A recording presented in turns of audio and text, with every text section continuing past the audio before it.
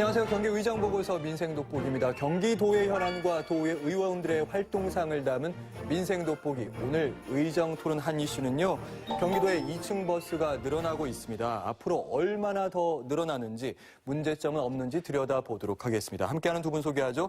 파주시 최종환 의원, 시흥시 최재백 의원 자리했습니다. 어서 오십시오. 반갑습니다.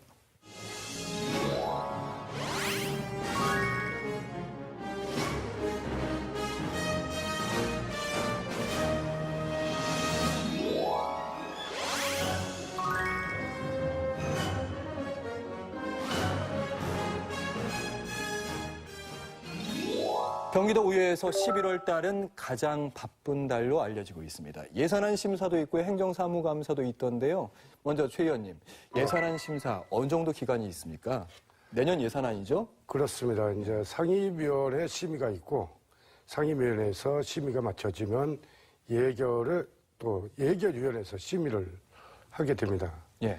또 그 기간을 거쳐서 본회의 심의까지는 30일 이상 시간이 소요될 걸로 보고 있습니다. 네.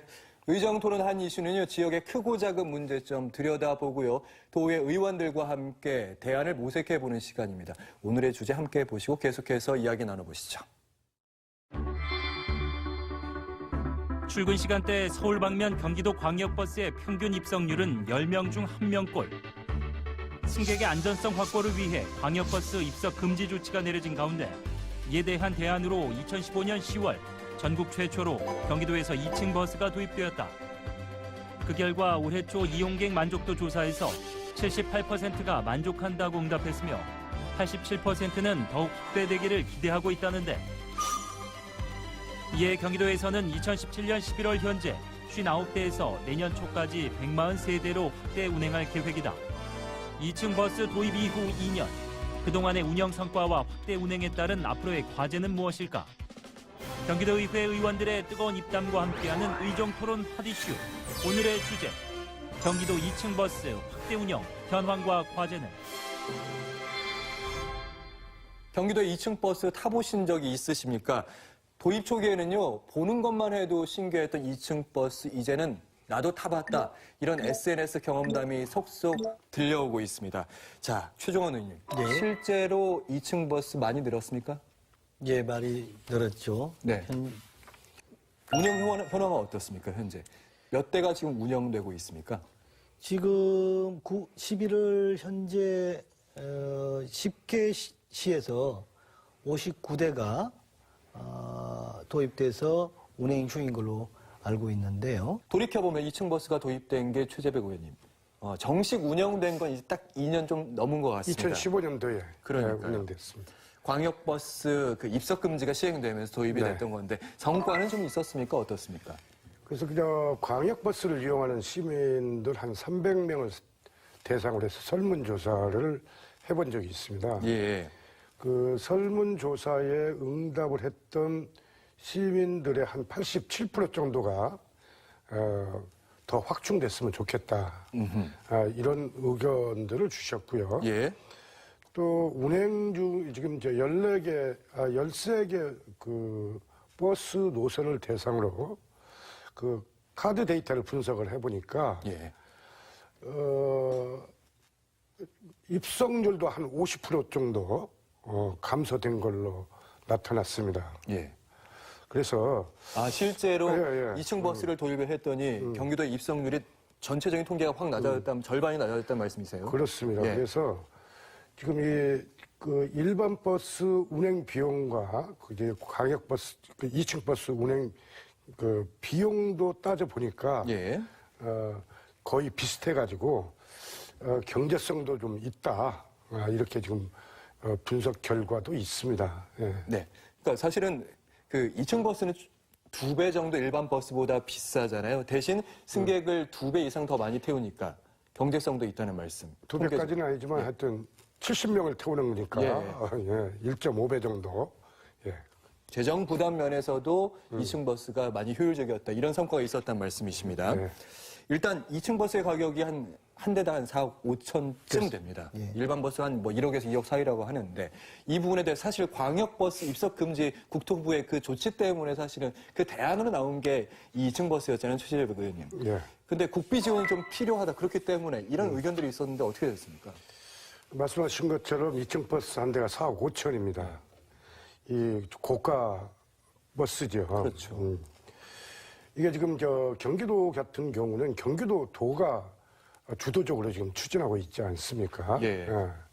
그런데 이 연구 결과에 의하면 이게 아까 조금 전에 최종환 의원님께서도 말씀을 주셨지만 그 광역버스의 한 20% 수준, 그러면 20% 수준은 423대 정도는 2층 버스를 도입해야 된다. 네네네.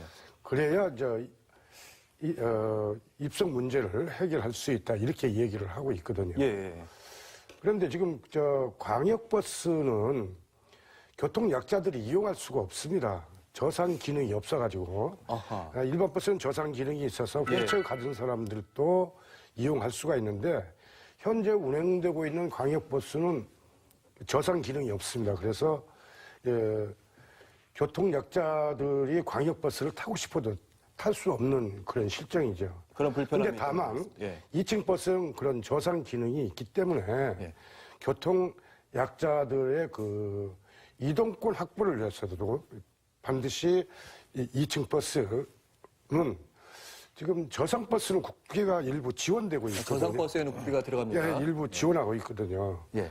그러니까 교통 약자들의 이동권 보장을 위한 부분만큼은 국비가 좀 지원돼야 되지 않느냐. 예. 그래서 저희 그 경기도 의회에서는 국비 지원을 계속 요구할 것이고. 아직까지 지금 아직 안 하고 있습니다. 국토부랑 논의 중인 거군요. 아니요, 국토부는 인정을 해서 인정을 했습니까? 2018년도에 33억을 예산 편성까지 했습니다. 그런데요.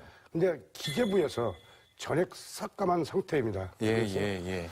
우리 경기도 의회에서는 지속적으로 그 교통 약자들의 이동권 보장 차원에서라도 국비 지원을 계속 요구할 것이고, 또 저상버스 기준도 일부 완화를 시켜야 할 부분이 있습니다. 예. 이런 것도 지속적으로 지금 요구를 할 계획으로 준비하고 있습니다. 교육도 좀 필요하지 않겠습니까, 최재백 의원님? 그렇습니다. 지금 방금 최종환 의원님 말씀하신 것처럼 이 전담 기사를 둬야 되지요. 예. 운전기사들의 그 안전 교육 가장 중요하다고 생각을 합니다. 그리고 또 이제 장비 수시 점검 이것도 중요할 것 같고요. 앞에서도 말씀 주셨습니다마는 그 일반 버스는 조그마한 방지턱이 2층 버스 같은 경우는 엄청난 충격으로 그것도 장애 요인으로 작용을 하고 있고 네. 또 가로수도 이게 장애 요인입니다. 어허. 또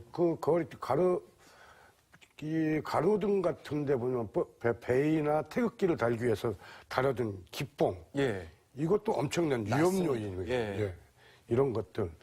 도로교통 표지판이나 아니면 뭐 도로교통 표지판 또 하여튼 이런 표지판들 이런 것들 전부 다 위험 요소로 지금 작용하고 있습니다. 그래서 2층 버스가 운행되는 구간은 그런 위험 요소들을 사전에 충분히 점검해가지고 데이터화하고 또 그거를 운전기사들이 숙지해서 할 수 있도록 이렇게 교육이 철저히 이루어져야 안전성이 보장될 것 같습니다. 의원님, 앞으로 교통환경 2층 버스가 도움되기 위해서 어떤 대책들이 좀 보완돼야 될까요?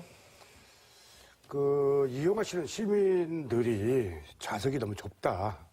그런 불편들을 많이 말씀하시고 있습니다. 그래서 작년 3월 이후에 도입되는 2층 버스는 좌석이 70개를 68개로 좌석 수를 좀 줄여서 지금 아마 제작돼서 들어오고 있는 걸로 알고 있습니다. 그리고 아시다시피 우리가 2층 버스는 우리가 처음 2015년에 들어와서 운행은 되고 있지만 사실 우리 환경에 아직 적응하지 못한 여러 가지 분야가 있습니다. 예, 예. 이런 것들은 꾸준히 우리가 조사해서 보완을 해 가야 할 부분이라고 생각을 합니다. 지금 당장 뭐를 나타난 것 이외에도 여러 가지가 있을 겁니다. 지속적으로 조사를 해서 보완을 하는 그런 방향으로 해야 할 것으로 생각을 하고. 자, 오늘 주제와 관련돼서 짧은 한 줄 평 두 분께 좀 들어보도록 하겠습니다. 2층 버스는 출근 문화를 바꾼다. 2층 버스는 안전과 효율성이 최우선이 되어야 한다. 네, 2층 버스의 성과와 과제들 짚어봤고요. 버스 중공영제 내용까지 잠시 민주당 다수당의 의견 좀 들어봤습니다. 두 분의 최 의원님 고맙습니다.